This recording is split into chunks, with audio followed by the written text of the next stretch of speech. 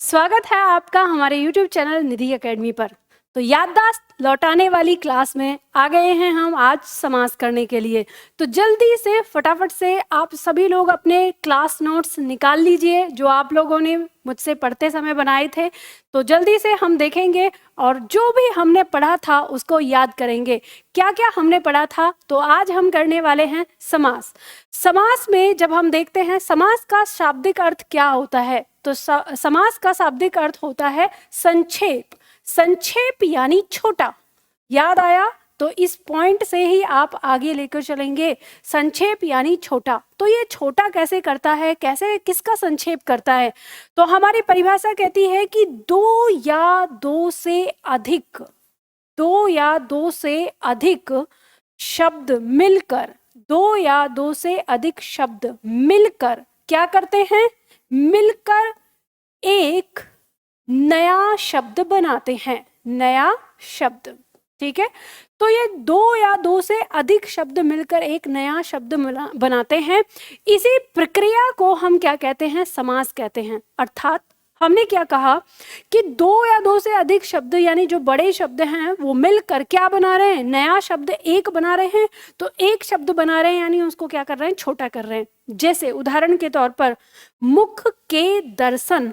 अगर हम इस शब्द को देखें इसमें, तो ये तीन शब्द हैं, मुख के दर्शन, और ये तीन मिलकर एक शब्द मुख दर्शन बना रहे हैं। तो ये जो प्रक्रिया हुई, इसी प्रक्रिया को हमने समास कहा है। अब इस समास में समास कितने प्रकार के होते हैं और समास की संख्या कितनी होती है, उनका प्रकार कौन सा क्या होता है, इस चीज को समझने से पहले हमें 4 पॉइंट इसमें याद रखने होंगे, याद करने होंगे। तो आपको याद है ये जिसमें हमने देखा था उत्तर पद, पूर्व पद, या जिसमें हमने समस्त पद और समास विग्रह के बारे में जाना था। तो यहाँ पर ध्यान दीजिएगा, ये जो हमारे हैं इस तीनों शब्दों को हम एक शब्द में जब बोलते हैं तो क्या कहेंगे? हम इसे समास विग्रह कहते हैं। इसे हम किस नाम से जानते हैं? कि समास विग्रह, ठीक है। और यहाँ पर जो ये हमारा मुख दर्शन आया बनकर नया शब्द, इसे हम कहते हैं समस्त पद, ठीक है। इसे हम समस्त पद कह देते हैं या सामासिक पद भी कह देते हैं इसको, ठीक है। तो इस शब्द में जो हमारा ये पहला टुकड़ा है ये कहलाता है हमारा पूर्व पद, ठीक है। ये क्या कहलाता है? पूर्व पद, या इसे प्रथम पद कह देते हैं। और ये जो इसका दूसरा टुकड़ा बचा ये कहलाता है हमारा उत्तर पद, और उत्तर पद को हम द्वितीय पद भी कह देते हैं, ठीक है। याद आया ये पॉइंट? द्वितीय पद क्या है, उत्तर पद क्या है? तो ये पॉइंट आपको याद आया। तो अब इन्हीं चारों चीजों पर यानी इन्हीं चारों पॉइंटों को ध्यान में रखते हुए हम इसको आगे प्रकार में बांटते हैं। तो चलिए देखेंगे हम समास के प्रकार। जब हम समास के प्रकार की बात करते हैं तो प्रधानता के आधार पर समास हमारे 4 प्रकार के होते हैं। कौन कौन से?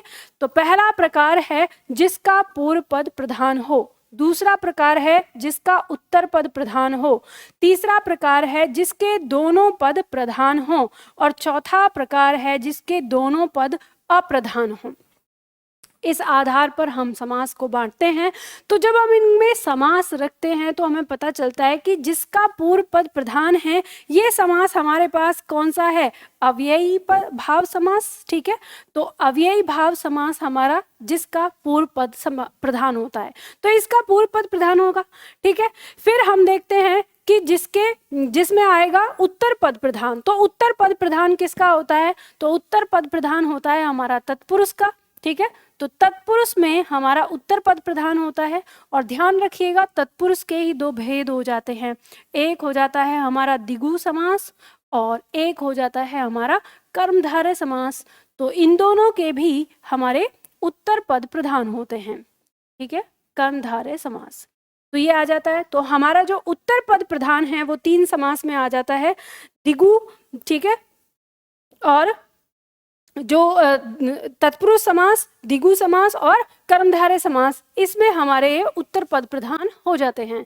ठीक है, और जिसमें दोनों पद प्रधान होते हैं तो ये हमारा द्वंद्व समास हो जाता है। इसके अंतर्गत आता है हमारा द्वंद्व समास। तो द्वंद्व समास में हमारे दोनों पद प्रधान होते हैं और दोनों पद अप्रधान वाला हमारा समास हो जाता है बहुव्रीहि समास। बहुव्रीहि समास। ठीक है, तो यहाँ पे हमको पता चल जाता है कि प्रधानता के आधार पर जो हमारे समास हैं, तो यहाँ पे समास की कुल संख्या कितनी हो गई, एक ये हो गया समास, दो तीन यहाँ हो गए, चार, ये पांच हो गया और ये छह। तो अगर समास की संख्या पूछी जाए कि समास, कुल समास कितने होते हैं, अगर कुल समास ये करके पूछा जाए तो इनकी संख्या हो जाएगी हमारी 6। ठीक है, और समास के प्रकार की बात अगर हमसे आती है तो वो आती है हमारी 4। ठीक है, इस तरह से हमें ये पॉइंट्स यहाँ पे समझ में आया। चलिए अब हम इसको देखते हैं, याद करते हैं कि कौन सा समास हमारा कैसे है, कैसे हमें इन्हें ध्यान देना है। तो अब हम इन्हें पढ़ने, याद करने के तौर पर हम इनको बांट लेते हैं कुछ इस तरह से 6 प्रकार में। तो समास को हम कुछ रख लेते हैं इस तरह से। सबसे पहले हम रखते हैं अव्ययी भाव समास। अव्ययी भाव समास की ट्रिक बनाते हैं, ये ट्रिक बना लेना, याद आ रहा है ना? वैसे तो मैंने आप लोगों को बनवाई दी थी, पर हम ऐसे ही अब ध्यान करेंगे यहाँ पर। तो हम देखते हैं कि अव्ययी भाव समास का पूर्व पद क्या है, इसका पूर्व पद प्रधान है। तो पूर्व पद प्रधान हो गया, तो ये पूर्व पद प्रधान।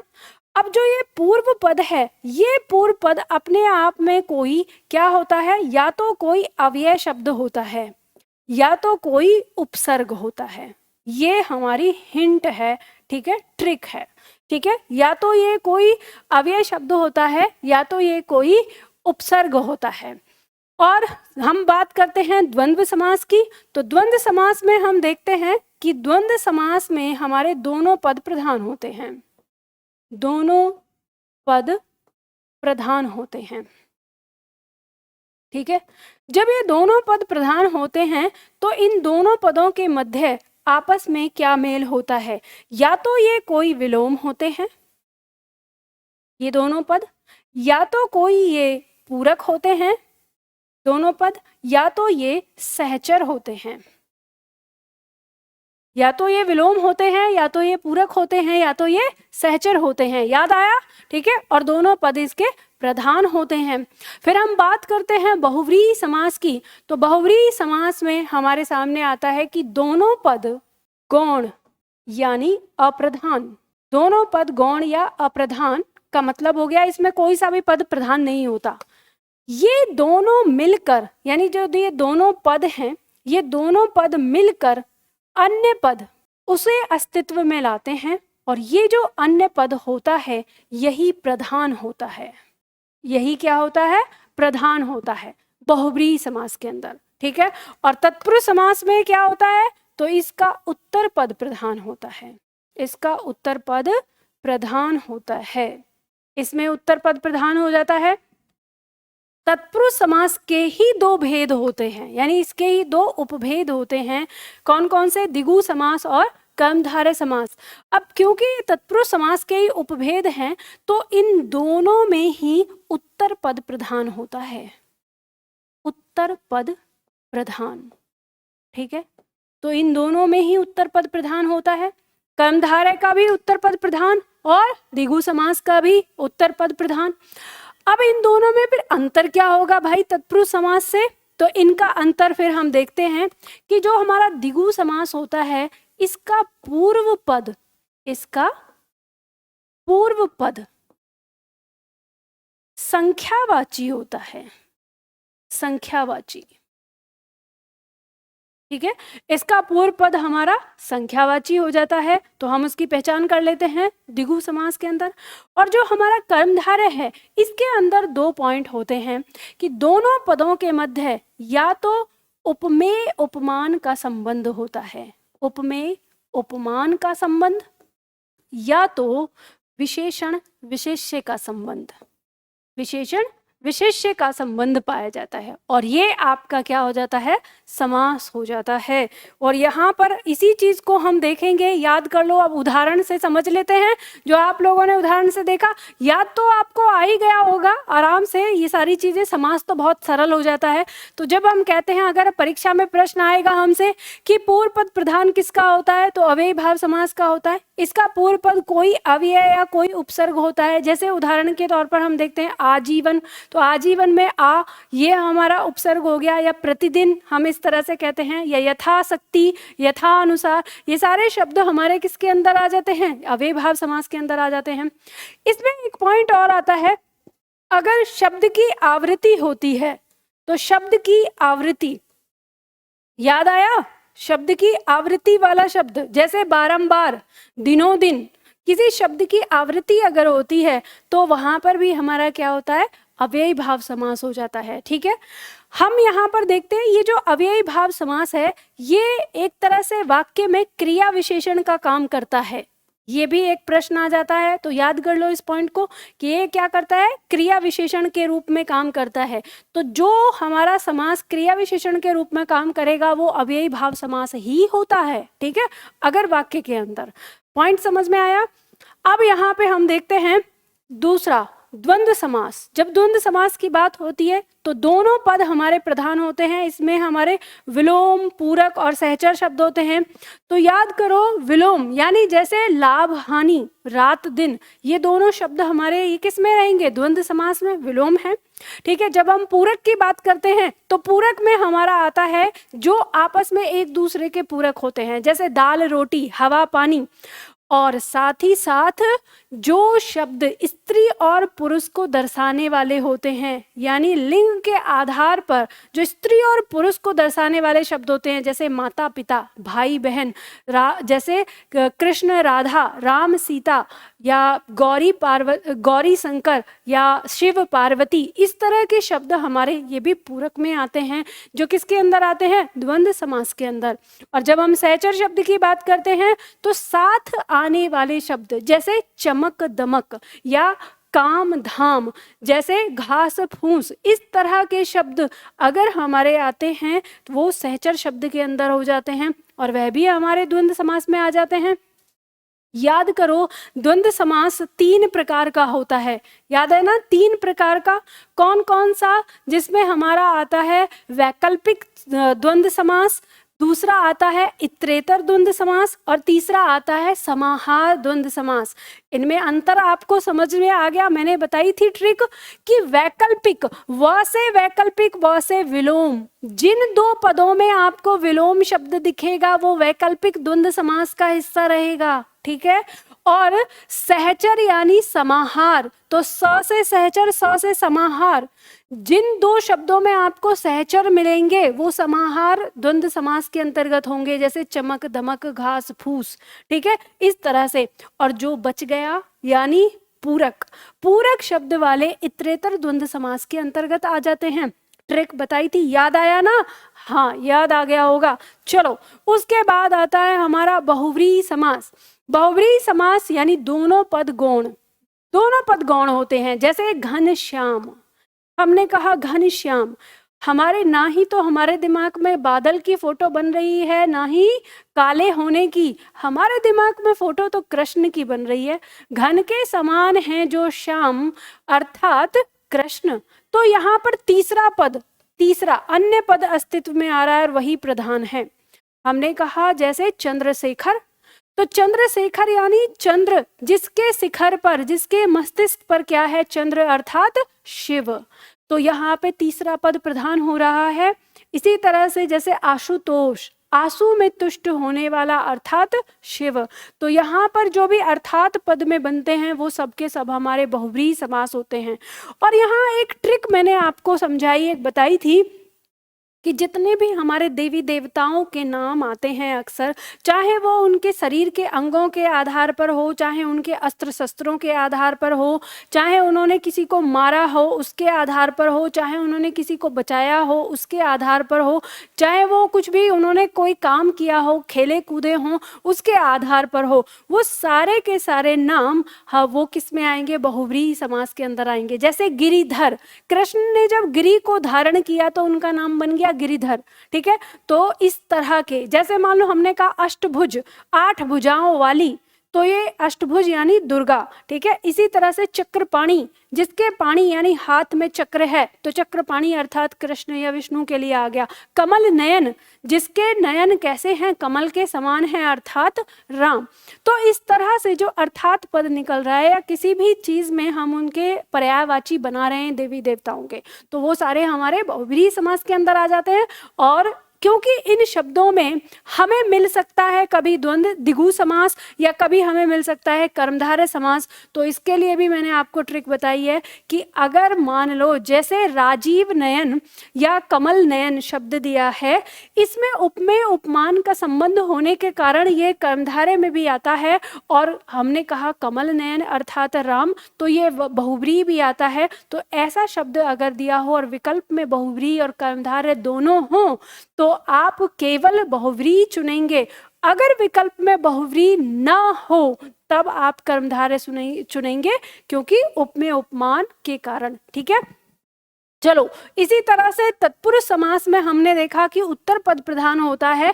तो अगर आपको उत्तर पद प्रधान समझ में ना आए तो इसकी ट्रिक, एक हिंट मैंने दी थी कि अगर आप इसका समास विग्रह करते हैं, तत्पुरुष समास के लिए हम लिखेंगे, अगर आप इसका समास विग्रह करते हैं तो समास विग्रह करने पर जो समास विग्रह में जो पूर्व पद होता है, तो पूर्व पद के तुरंत बाद, पूर्व पद के तुरंत बाद आपको कारक चिन्ह देखने को मिलता है। तो कारक चिन्ह देखने को मिल जाता है तो वहां पे हमारा प्राय क्या हो जाता है, तत्पुरुष समास हो जाता है।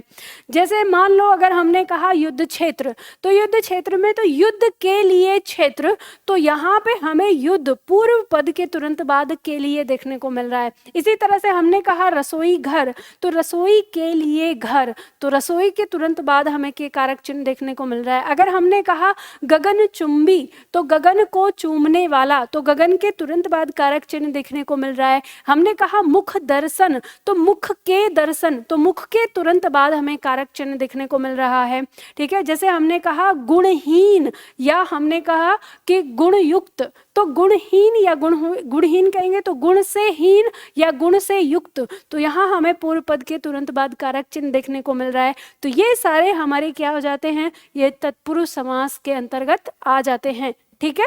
ये पॉइंट हमें समझ में आ गया। अब तत्पुरुष समास के दो उपभेद, द्विगु यानी जिन शब्दों में पूर्व पद संख्यावाची, जैसे हमने कहा चौराहा, तो चौराहा में चौ, पहले इसका अर्थ हो गया 4, ठीक है। जैसे पंचवटी, तो पंचवटी में पंच, पहला जो पंच है वो 5, उसमें 5 आ गया, ठीक है। इसी तरह से हम जैसे मान लो हमने जो भी शब्द आता है, जैसे इसे कहते हैं, जैसे षटभुज अगर शब्द आ जाता है, एक ध्यान देना, अगर ये आ जाता है शब्द है हमारा षटभुज, ये सनभुज, ये सॉरी षटभुज नहीं, सन्मुख, ठीक है, ऐसे सन्मुख ये शब्द आ जाता है, इसे ध्यान देना, ये आया था।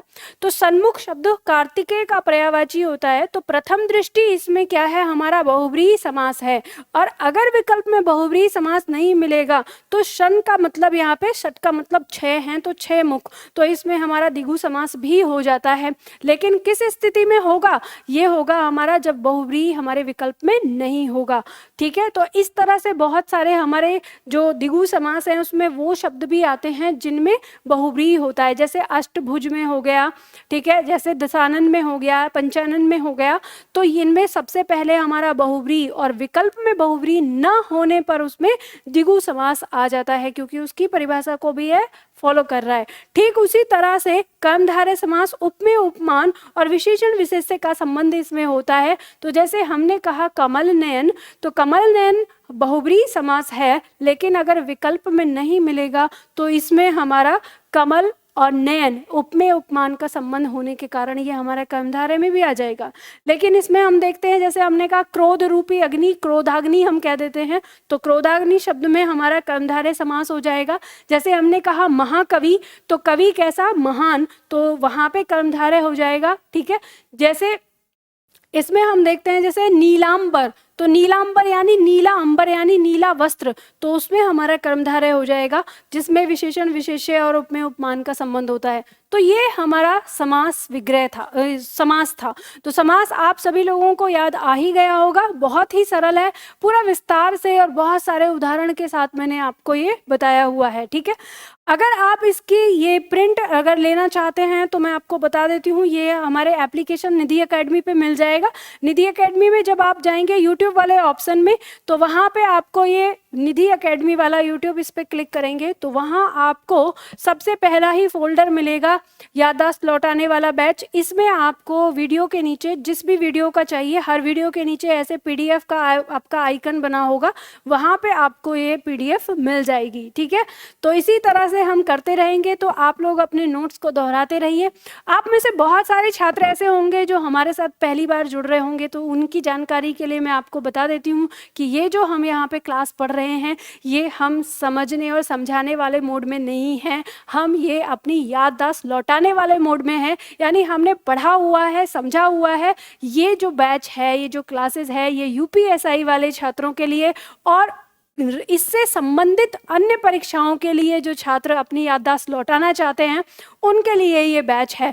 तो अगर आप विस्तार से पढ़ना चाहते हैं, विस्तृत रूप से पढ़ना चाहते हैं, तो आप मेरी अन्य क्लास जो यूट्यूब पर हैं उनसे पढ़ सकते हैं, या फिर हमारे एप्लीकेशन निधि एकेडमी पर आकर आप वहाँ पे पूरा बैच ले सकते हैं। अन्य किसी भी प्रकार की जानकारी के लिए दिए हुए नंबर पे आप कॉल करें। आज के लिए हम इतना ही करते हैं, फिर मिलेंगे हम अगली क्लास में। और एक बात, आप लोग ना तो लाइक करते हैं ना शेयर करते हैं, और नए छात्र जो आते हैं सब्सक्राइब कर ही नहीं रहे, बोलते हैं मैम अच्छी लग रही है क्लास, लेकिन सब्सक्राइब करते ही नहीं है। तो बच्चा मैं नहीं बोलती हूँ तो क्या आप करोगे नहीं? तो प्लीज़ आप लाइक कर दिया करिए, आगे इसे बढ़ाइए भी, अपने दोस्तों के साथ भी शेयर करिए और साथ में सब्सक्राइब भी कर लीजिए। चलिए आज के लिए इतना ही, फिर मिलते हैं अगले वीडियो में।